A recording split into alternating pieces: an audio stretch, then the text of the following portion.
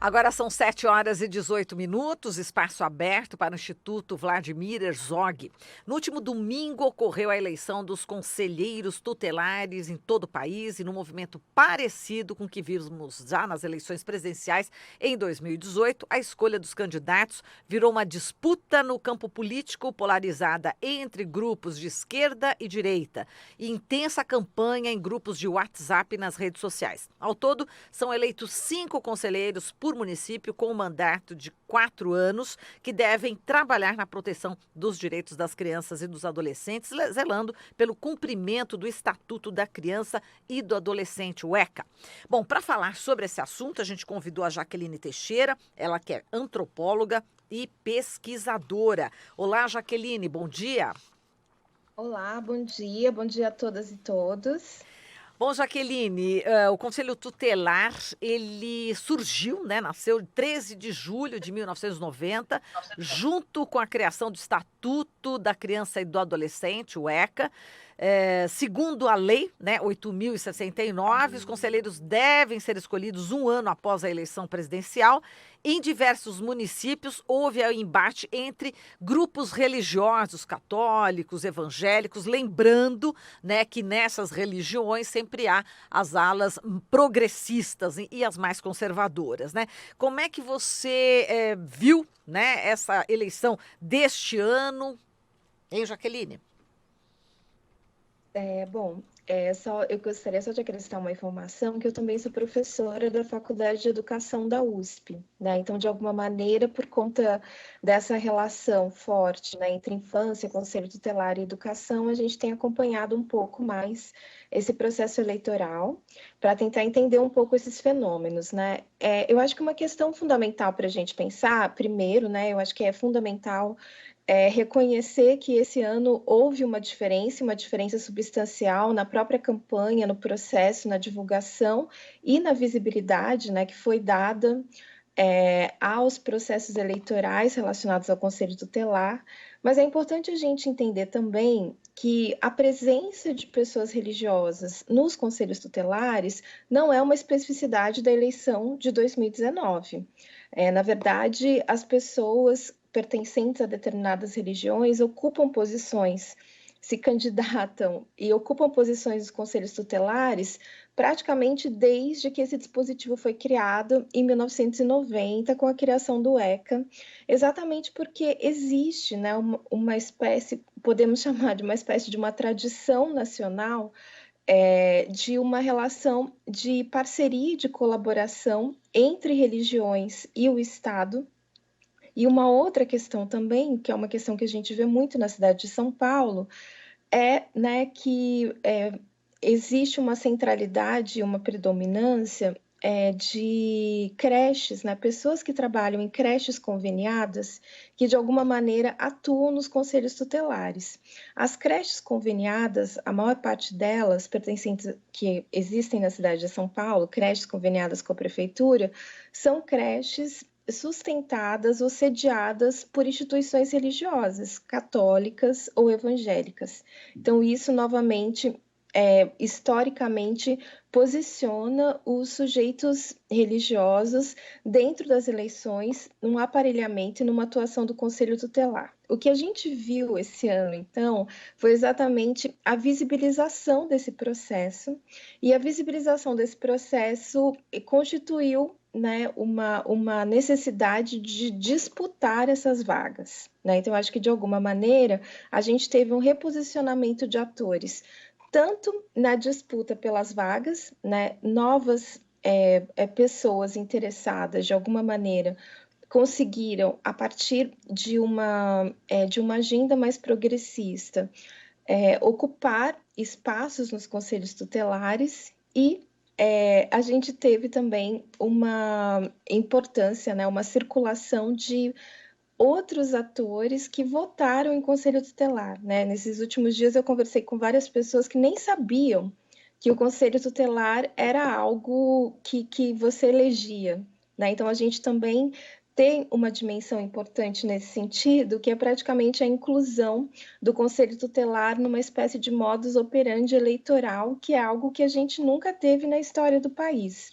Então, é uma questão bem interessante para pensar também. É verdade, porque as pessoas elas acabam não sabendo de que forma, né, por Uhum. exemplo, podem interferir, né, nas políticas públicas em relação a crianças e adolescentes. E essa é uma forma, né, Jaqueline, em votar em pessoas comprometidas, né, com a luta pelos direitos Uhum. das crianças e dos adolescentes, não é isso? E esse ano realmente teve um número maior, como você falou. Isso é significativo, não é? De alguma maneira, eu acho que a gente está produzindo uma mudança de comportamento e produzindo também uma responsabilidade ética diferenciada em relação à atuação nos conselhos tutelares, né? E um dispositivo de cidadania e, ao mesmo tempo, né, de controle de participação social, que são os conselhos que são criados não apenas, né, com o ECA, mas com outros estatutos também, o Estatuto do Idoso, né, e que, de alguma maneira, passam invisibilizados. A partir dessa experiência com o Conselho Tutelar, certamente a gente está incluindo esse novo item na agenda política nacional, né? Mas é interessante a gente pensar como, de alguma maneira, isso sempre, né, foi ocupado por sujeitos com uma relação com as agências religiosas, católicas ou evangélicas, né? Exatamente pela própria relação que essas instituições religiosas estabelecem com a infância na história do país.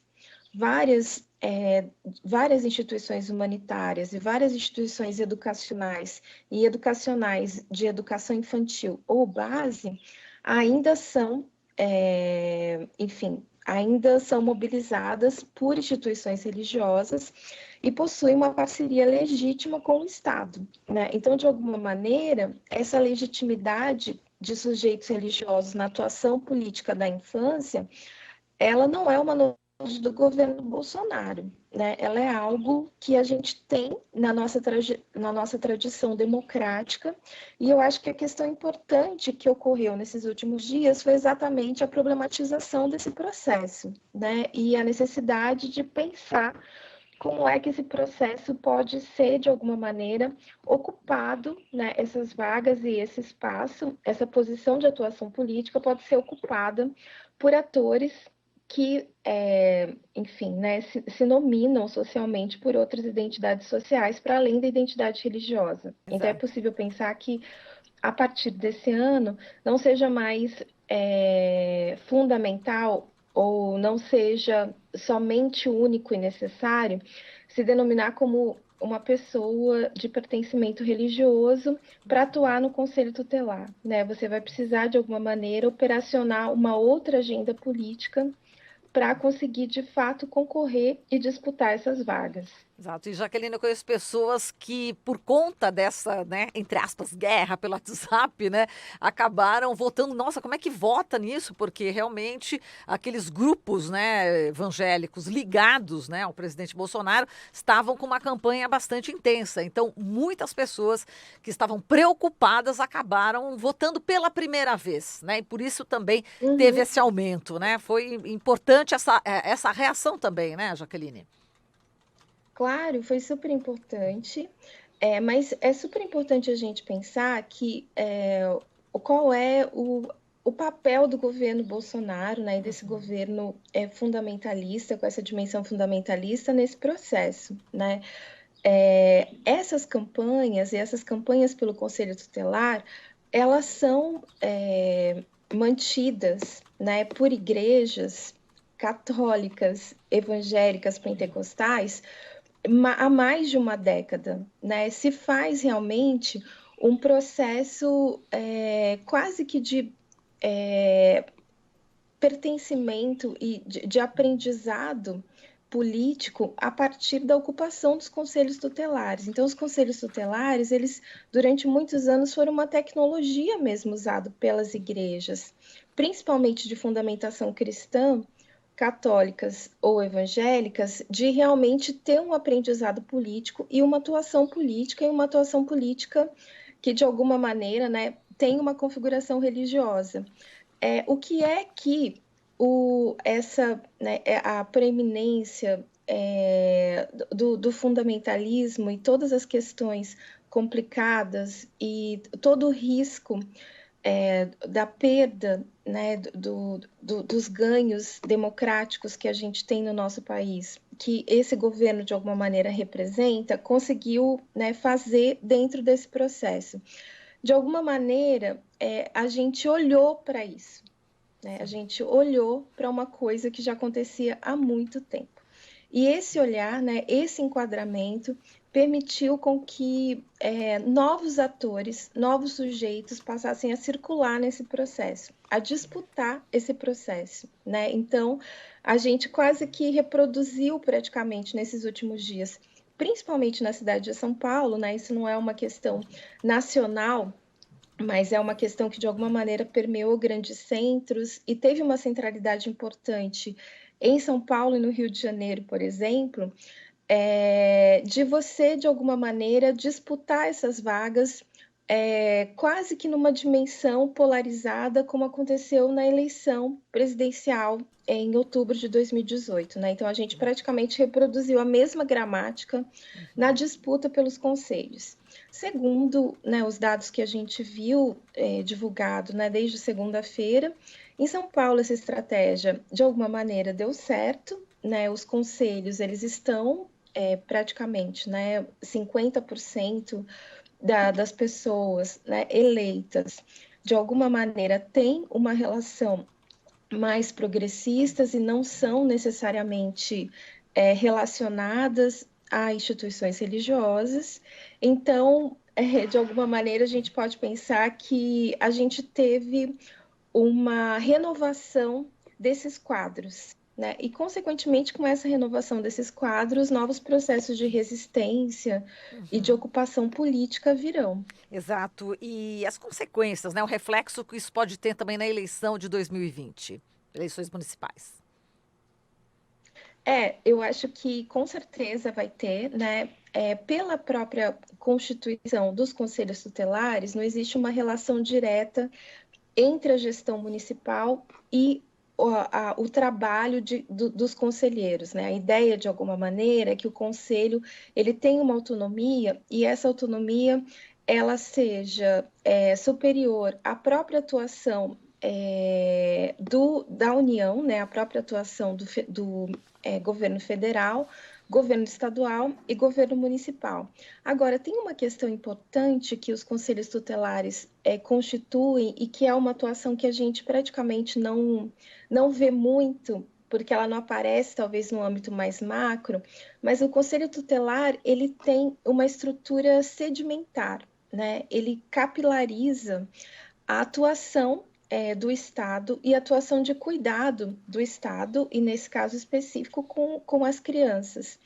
Essa dimensão, então, ela é super importante porque, de alguma maneira, a gente está aproximando algumas pautas, né? E aproximando a necessidade de se defender alguns princípios democráticos e de própria atuação do Estado nesse sentido, em localidades, né, em que necessariamente isso poderia ser perdido, essa perspectiva poderia ser perdida, né? Então, eu acho que talvez seja super possível, né, que essa atuação, de alguma maneira, seja recuperada em 2020, né, além, né, dentro dessa gramática polarizada entre progressismo, fundamentalismo, direita, esquerda, mas com uma dimensão diferente da dimensão que a gente vê quando a gente está pensando numa eleição só de executivo, exatamente porque os conselhos tutelares, eles atuam na população, né? Na cidade de São Paulo, por exemplo, os conselhos são organizados por subprefeitura.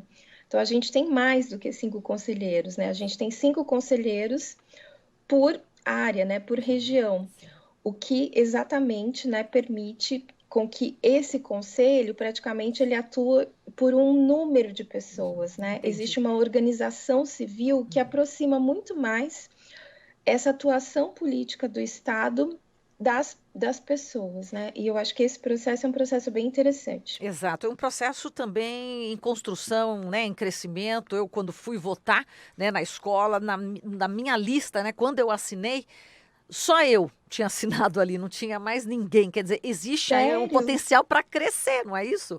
Tem que Claro. crescer mais Uhum. ainda, né? Quer dizer, cresceu, mas é preciso a maior participação ainda, né, Jaqueline?